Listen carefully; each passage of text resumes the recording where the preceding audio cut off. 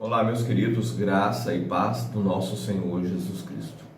Queridos, eu venho aqui para falar com vocês um pouquinho mesmo, sobre perdão, sobre aproximação, sobre você não excluir quem te machuca, não excluir as pessoas que te perseguem, que muitas vezes te fazem sofrer, que te fazem chorar, como é o caso do seu cônjuge. Né? Eu sei que tem muitas pessoas que ainda continuam lutando, continuam clamando, continuam buscando pela restauração dos seus casamentos e, por consequência, a libertação dos seus maridos e esposas. Mas tem uma parcela, e não é pequena, de pessoas que querem excluir essas pessoas de suas vidas, né? Ele errou, ele fez isso, ele fez aquilo, e aí eu simplesmente não quero mais saber, eu não quero mais essa pessoa perto, próximo de mim, eu quero mais é que suma mesmo, eu quero mais é que desapareça mesmo, né?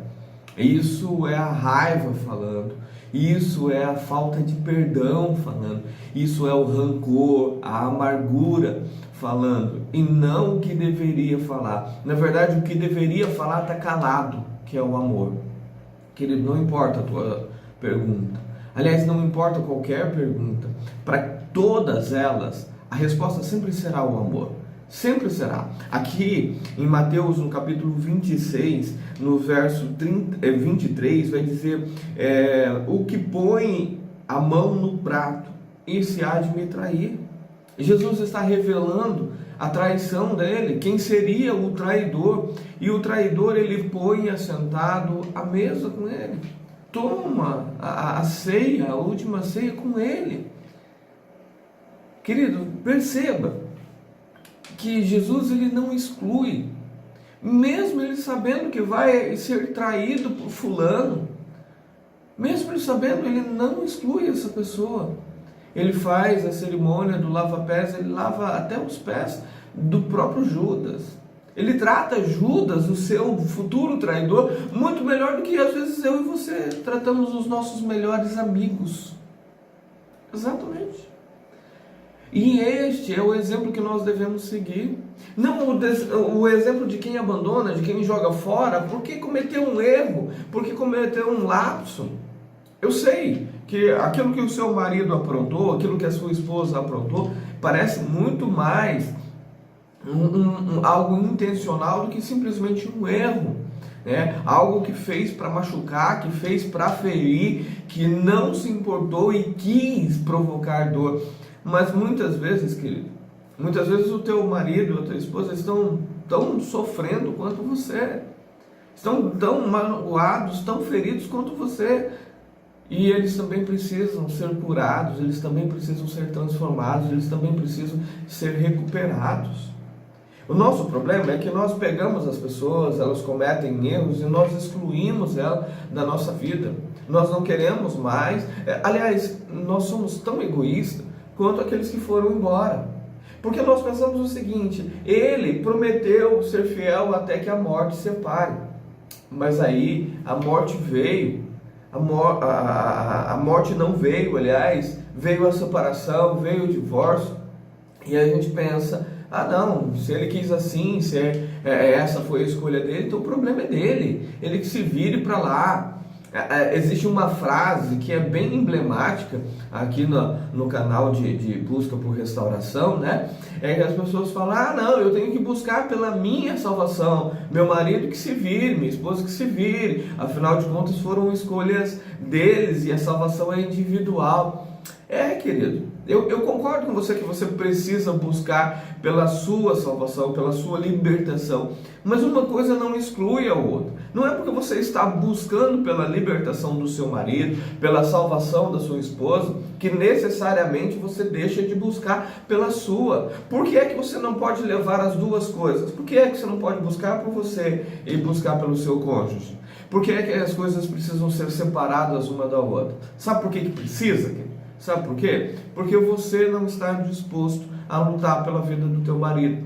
Porque aquele amor que você jurou lá no dia do seu casamento, aquelas promessas, aqueles votos, foram tão da boca para fora quanto as palavras do seu marido. Você nunca poderá dizer: olha, meu marido não cumpriu com os votos. pois você também não está cumprindo com eles.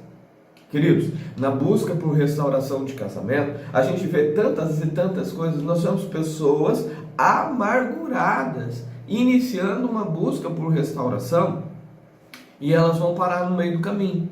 A gente sabe, a gente observa que elas vão parar no meio do caminho. Existem umas outras pessoas que a gente não consegue extrair esta informação. Elas parecem confiáveis e que vão até o final da sua luta por restauração de casamento. Mas sabe o que acontece no meio do caminho? No meio do caminho, elas se apaixonam por coisas que não deveriam.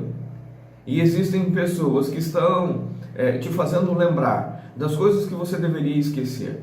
E tem gente que deveria te fazer esquecer de coisas, mas que na verdade não estão fazendo isso. Tem coisas que você precisa esquecer e tem coisas que você precisa lembrar. E as pessoas estão te liderando para aquilo que você deveria esquecer, para aquilo que você deveria deixar de lado. Querido, quando nós pegamos o exemplo de Josué e Caleb, de 12 tribos, apenas dois líderes de 12 tribos dizem coisas que dão esperança, coisas que vão realmente fazer com que as pessoas caminhem em direção à conquista. Apenas dois, mas havia uma maioria esmagadora dizendo para eles: não, a gente não vai conseguir, não é bem assim, não vai funcionar, não é desse jeito, não é vontade do Senhor, vamos montar acampamento por aqui mesmo, ou quem sabe vamos voltar para o Egito, mas não adianta a gente lutar. E a estes coube a morte no deserto, coube a destruição no deserto, e não a conquista. Queridos, o meu coração se entristece muito quando eu vejo pessoas dizendo para você que você deve parar, dizendo para você que Deus vai restaurar alguns, mas não vai restaurar todos. E aí nessa situação toda você acaba analisando o seu de acordo com as situações, os problemas, e aí você acaba dizendo: não, o meu está dentro daqueles que Deus não vai restaurar.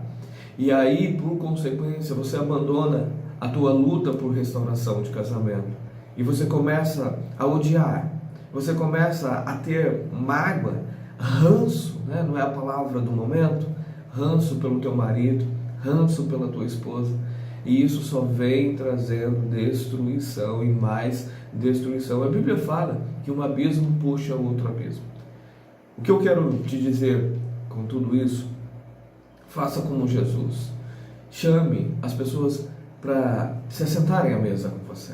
Não exclua o teu marido, não exclua a tua esposa. Eles estão passando por um momento de dificuldade, eles estão passando por um momento de rompimento com o Senhor, e eles precisam ser aproximados de Deus, eles precisam ser aproximados do amor de Deus. E queridos, você hoje é a expressão do amor de Deus para com eles. O amor que não desiste, queridos.